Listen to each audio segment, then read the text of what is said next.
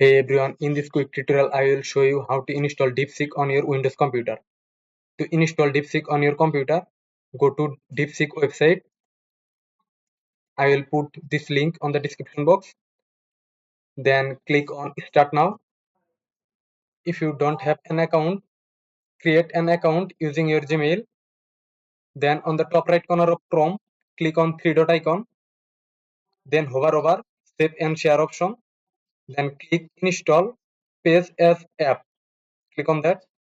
Install this Paste as App. Now DeepSeek will install as a app. Click on Install. Install done.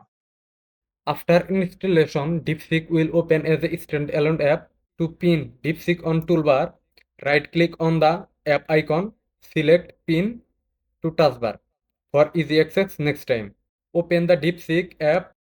Now you can start new chat just like web version. If this video is helpful, please subscribe our channel.